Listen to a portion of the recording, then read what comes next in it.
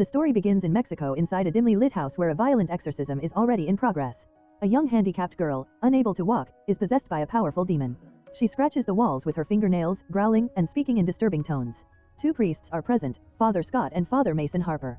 Mason commands the demon to reveal its name, but instead of obeying, the entity claims it already knows him. It chillingly calls him by his full name, Mason Harper, unsettling him deeply. The demon taunts Mason, accusing him of being unworthy, saying he was supposed to be chosen by God but is instead weak and full of doubt. As Mason tries to maintain his faith and continue the ritual, Father Scott steps forward to restrain the girl. Suddenly, the demon violently throws Scott across the room. He crashes into a wall and dies instantly. Despite the chaos, Mason places his hand on the girl and begins praying intensely. Eventually, the demon leaves her body. The girl collapses, freed, but Scott is dead. Shortly afterward, Mason receives a call from Father Gabriel. Mason informs him about Scott's death. Gabriel reveals something shocking: 6 exorcists have died recently, and this information must remain confidential. Mason is disturbed something larger and darker is unfolding. Later, Mason prepares to return to his hometown after many years. While sitting alone, lost in thought about the exorcism, he sees a man who looks exactly like his deceased father, Angus. The man climbs onto a bridge and jumps. Mason rushes to look below, but no body is there. Soon after, his childhood friend Denise arrives to pick him up. Denise is now a psychiatrist. On the drive, she tries to talk to him, asking whether coming back home was a mistake. Mason admits the past few hours have been strange and tells her he just saw his father even though Angus died years ago. Denise suggests it may have been stress or imagination. Through their conversation, it becomes clear that Mason had a traumatic childhood in this town. His father tortured him in the name of religious rituals, claiming he wanted to prepare Mason as a vessel for God. Denise was Mason's first love, and she still has feelings for him.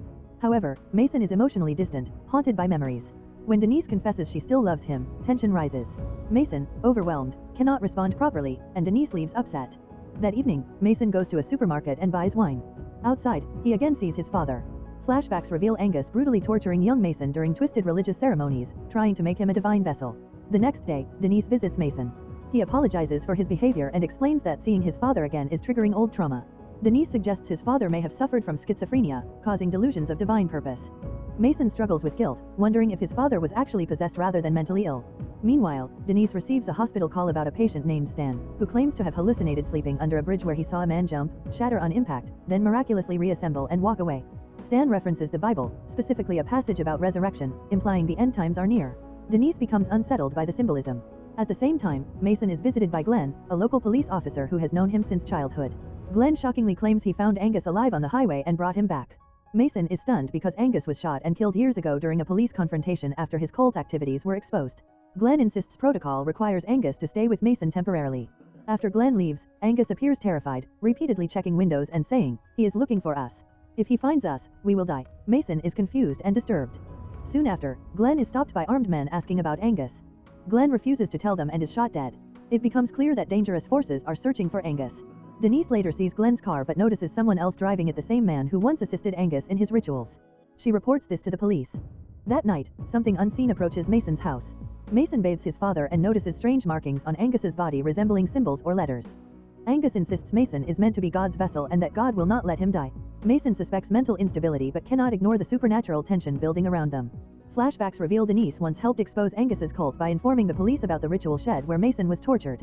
During the raid years ago, Angus's followers were killed, and Angus himself was shot by police after threatening them with a gun. He died that day, or so everyone believed. Now, during the night, Mason awakens to Angus trying to kill him. Angus claims, "He has found us, Adonai." He insists that God will not allow Mason to live and that Mason must stop him. Mason restrains his father. Meanwhile, Denise investigates the old ritual site and sees cult members marked with blood crosses on their foreheads. She is captured and knocked unconscious. Back at the house, Angus sees a presence in the room that Mason cannot see but can feel. Angus screams that the entity will kill them all. Suddenly, something enters Angus's body. He begins chanting in Latin. Mason ties him down. A bright white light emanates from Angus though Mason cannot see it. Terrified and desperate, Mason calls Glenn for help, unaware Glenn is dead. The man impersonating Glenn answers instead the same former cult member. Mason then tries contacting Father Gabriel, only to learn Gabriel has died during another exorcism. All the exorcists are being systematically killed. Denise is bound inside an abandoned structure surrounded by cult members, men and women who claim to serve God directly. They have already imprisoned a young girl accused of committing a sin by having a physical relationship outside marriage. The cult believes they are executing divine justice themselves. Without hesitation, they shoot the girl dead in front of Denise. Denise realizes these people are not merely fanatics, they are preparing for something monumental. When they check her ID and recognize her connection to Mason, they pause her execution. She is more valuable alive. Back at the house, Mason prepares for the exorcism with renewed determination. He kneels and prays, asking God for strength to fight whatever is inside Angus. Ironically, he is praying to the very force he is about to confront. He begins the rite, reciting sacred words, commanding the entity to leave. But nothing happens. Instead, the presence inside Angus speaks calmly, almost amused, saying that Mason's ritual is not weakening it is strengthening it. Mason freezes, confused. This has never happened before. The entity asks him why he is truly here. Mason responds that he has come to send it back to hell. When he demands its name, Angus laughs and says Mason still does not understand who stands before him. The being continues to claim it is the Son of God. Mason assumes this is another classic demonic deception. Then something changes. The entity stops speaking through Angus's mouth and begins speaking directly inside Mason's mind. It tells him he has been chosen. That everything his father did, every ritual, every act of torture was preparation. Mason struggles to comprehend. Preparation for what? The answer comes chillingly: preparation for today. The presence reveals that Angus was once its vessel. Humanity abandoned it, just as Mason abandoned his father. Now it intends to abandon humanity in return. The horrifying truth becomes clear: Angus is not possessed by a demon. He is possessed by God. God declares that he is disappointed in humanity. Humans have corrupted the world, embraced sin, destroyed nature, and surrendered themselves to evil. Humanity, he says, walks under the devil's influence. Therefore, he intends to erase it and begin again. For that, he needs a perfect vessel: Mason. Overwhelmed, Mason instinctively flips his cross upside down. The inverted cross unintentionally becomes a symbol not of faith, but of defiance. It also acts as a signal. Suddenly, another presence manifests. Lucifer himself appears. Mason did not mean to summon him, but the inversion called him. Lucifer explains that God plans to destroy all humanity. He admits something shocking: he was the demon in the possessed girl in Mexico at the beginning. That is why he knew Mason's full name. He had been trying to warn him. Lucifer also confesses that he orchestrated the deaths of the 6 exorcists. His goal was to weaken Mason's faith in God so he could manipulate him. If God takes Mason as a vessel, humanity ends. If Lucifer can stop God, he survives, and so does the world, at least temporarily. Lucifer's motives are not noble, they are strategic. He wants God defeated for his own benefit. Mason sees through the manipulation and refuses to side with either of them. He dismisses Lucifer back to hell, though the conflict is far from over. Soon after, Bo, the cult member who killed Glenn, arrives at Mason's house.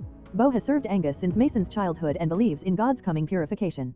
He points a gun at Mason, but Mason realizes they cannot kill him yet. They need him alive for the ritual. Taking a desperate risk, Mason kills Bo and escapes. However, other cult members chase him. He seeks help in a nearby shop, but the owner is also part of the cult. Mason is knocked unconscious. In a vision, Lucifer appears again and hands Mason a dagger capable of harming divine beings. When Mason awakens, the dagger is physically in his hand. Denise is there too, bound nearby. Mason secretly passes her the dagger.